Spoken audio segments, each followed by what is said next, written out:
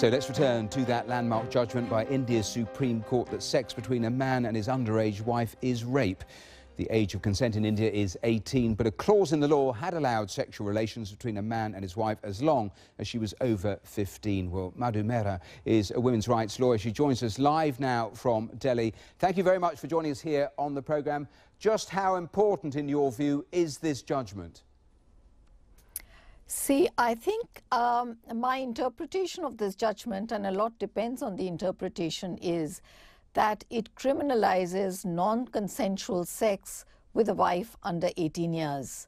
With a wife above 18 years, that the marital rape exception still holds. The issue is that it still does not criminalize consensual sex with a wife, which I think is good, particularly because of two realities in India. One is that the law increased the statutory age of rape to 18 years. It used to be 16 years. And the other is that a large number of what is called underage marriages are not forced. They are actually elopement and self-arranged marriages by young people who are fleeing their parental regulation and control. And the law is often used as a tool of retribution by parents. We've looked at case law in the last 4 years, and consistently both the law on child marriage and the law on child sexual offences in consensual relationships have been used by parents to punish the boy who is the lover of their daughter. Going back to the main plank of the judgment, though, do you think it's going to be possible to actually police? Hello, I don't hear you. Let me ask you the question again. Do you think it's going to be possible to police this ruling, this law? No, absolutely not. Absolutely not. Because in any case, the law is very weakly enforced. And in this case, when we look at the institution of marriage, I mean, the idea of a 15 to 18-year-old girl having actually the agency to approach the law is really unrealistic.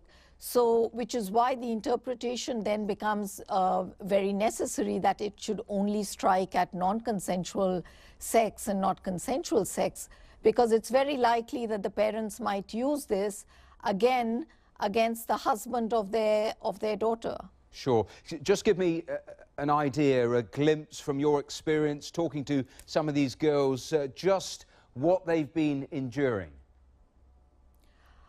Well, we've looked at some cases and done interviews with girls in Rajasthan, in Delhi, as well as in and around Bombay.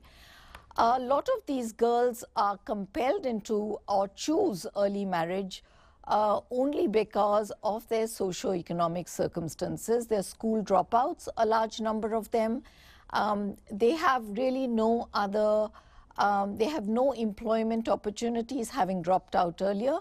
And so this predominant culture also of, true love, conflating true love, marriage and romance altogether, leaves young girls with very little choice. And so they marry the first boy that they are interested in. And it's very sad, but I really think that the root causes are structural. And I think here it's important to remember that today India has a fairly high degree of women within the educational system, but India also has the lowest participation of women in the paid workforce. Okay. Which means these educated girls have only marriage as a source of economic security. So whether they're young or they're older, marriage is what they gravitate towards. And I think these external causes shouldn't be lost sight of in discussing early marriage. All right. Madhu Mehra, thank you very much for joining us. Thank you.